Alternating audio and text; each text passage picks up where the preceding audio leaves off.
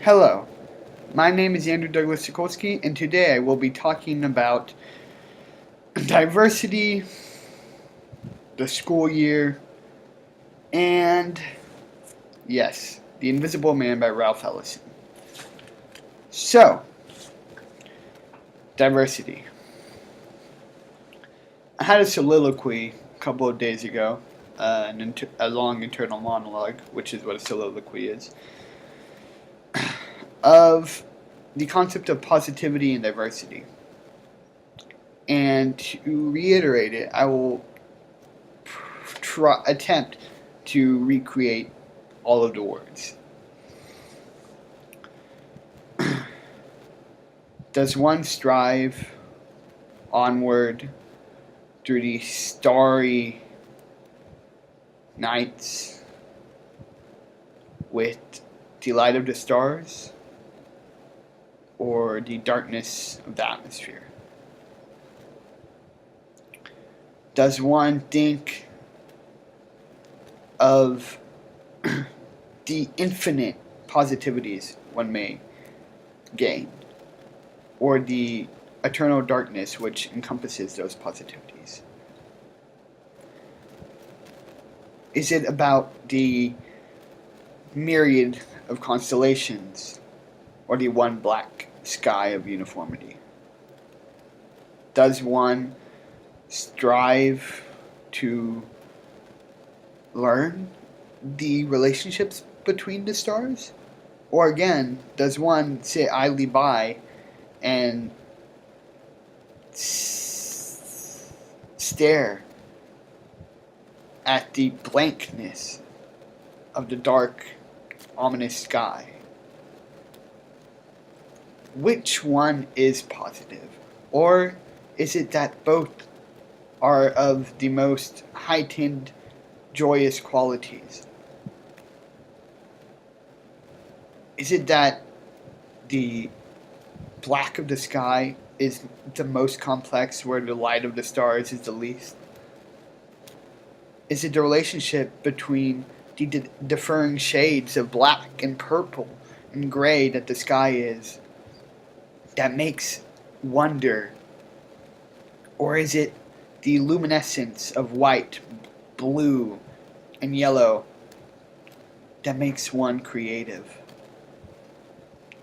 One may start to think, no matter if I walk through the night by the light of the stars, or the gloom yet sympathetic calm of the sky, I still walk on, and I still notice, wow, what a wonderful world.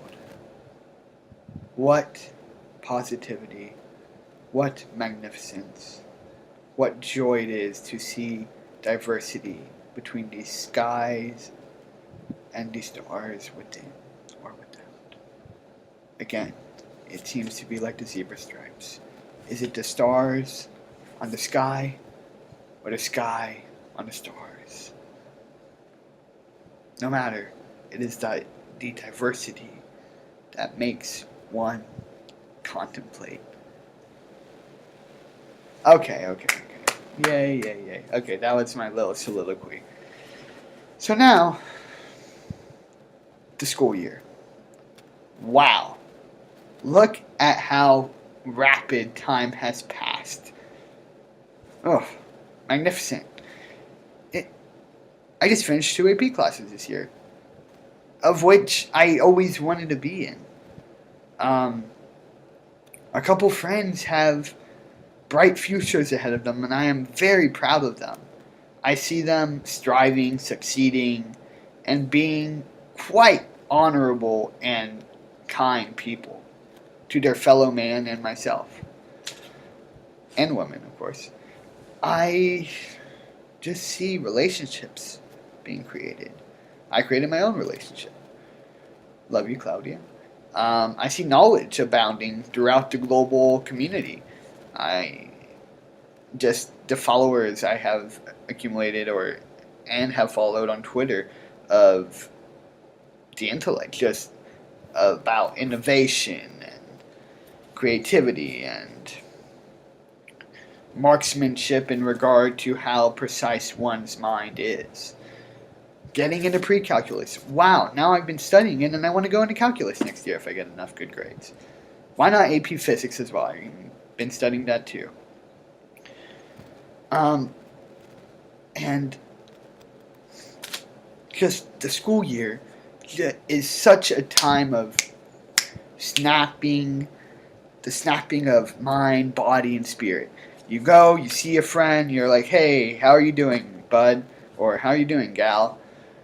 You seem very stressed, or you seem relaxed, or you seem enervated, or you seem joyful, or you seem energized.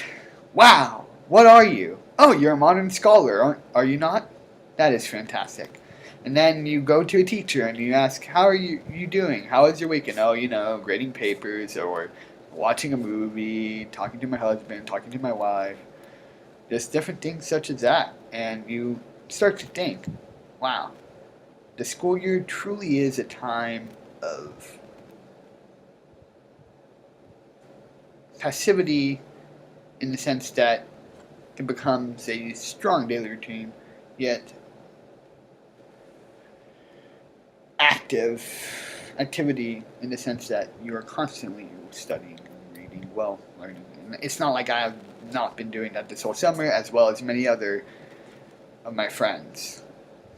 So, if I could give good advice for this school year, study, learn, read, talk, but most importantly, learn that the fellow person is as intelligent, as weak, as humble, as pompous, as fantastic, as colloquial as you are. Nothing more, nothing less. Equality, egalitarianism. Bam. United States of America. Oh my gosh, we're here, yet we still fight over those things. Crazy! Thomas Jefferson, I read your biography, and guess what? It's in the library there, among other biographies of people who went against you. And then, guess what? We're in a country where, guess what? That equality you spoke of? Even though you spoke of it at a time of disequality? Yeah, has not really come about.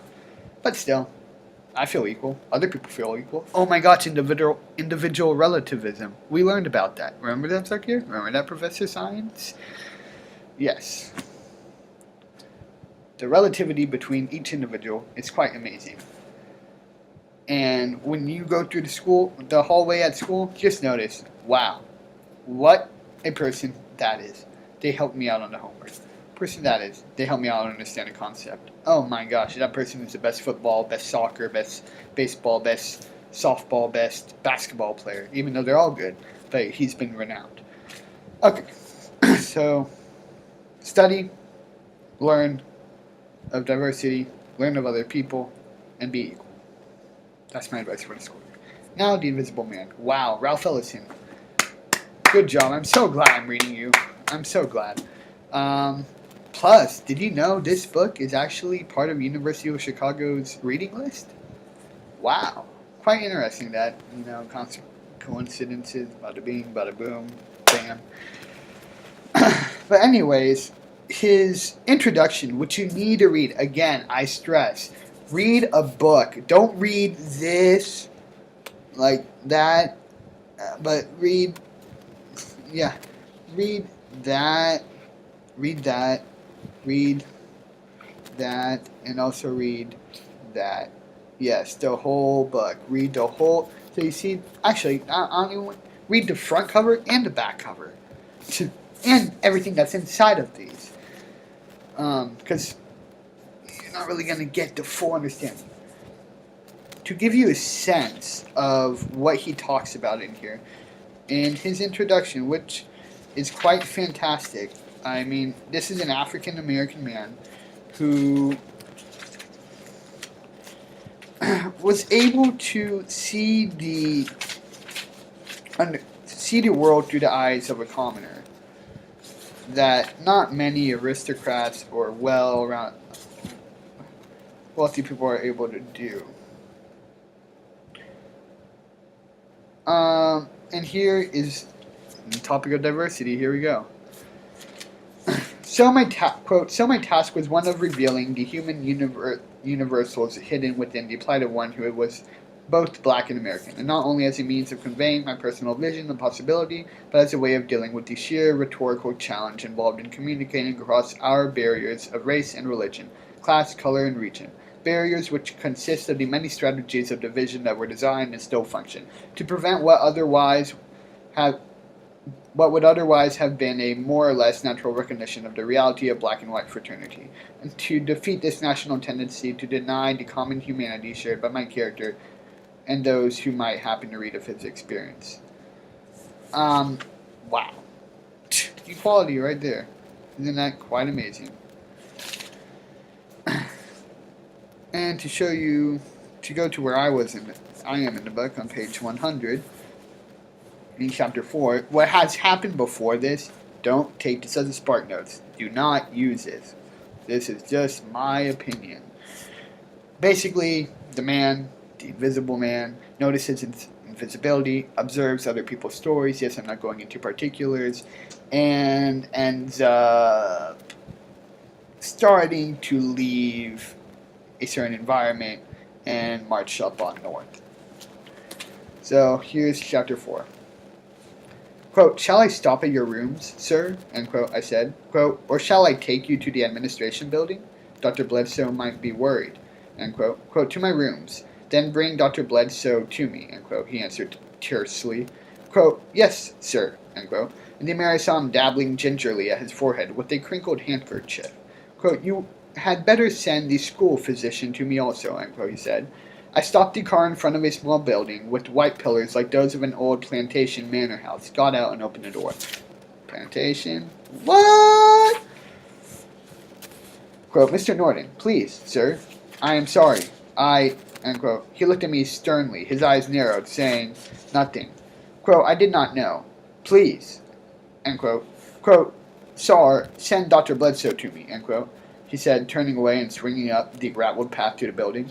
I got back into the car and drove slowly to the administration building. A girl waved, oh no, gaily. Yes, gaily meaning happy. Yes, that is a word you see in high-caliber literature. Oh my gosh, equality in the minds of the superior. Fantastic. A girl waved gaily as I passed, a bunch of violets in her hand. Two teachers in dark suits talked decorously beside a broken fountain.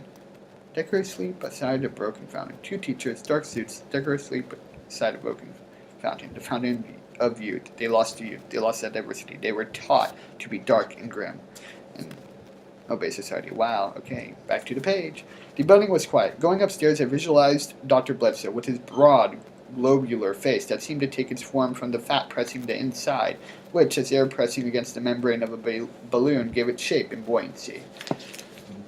Now, end quote. This is from Ralph Ellison in The Invisible Man, where the page I read in the introduction was just from Ralph Ellison. So that what I just read now was from page 100 to 101 in The Invisible Man, chapter 4. So, what is the point of this video?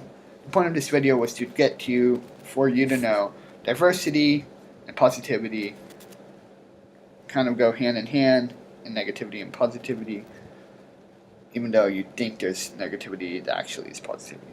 Second, school. Just be equal and know the demographics and strive to be an invisible man. Does that mean lonely? No. That just means have your unique opinion. Have what my teacher, Mrs. Gagne, called, quote, a voice, end quote. Speak from within, not from without. Speak from within, not from without. Speak from the experiences within and not from the cacophony without. Thank you, and I hope you enjoyed this video and have a great year at school for I Start Wednesday. Alright, farewell. Farewell for now, and hope you all succeed, as I have, as my friends have, as many have before me, and as many will after me. Goodbye.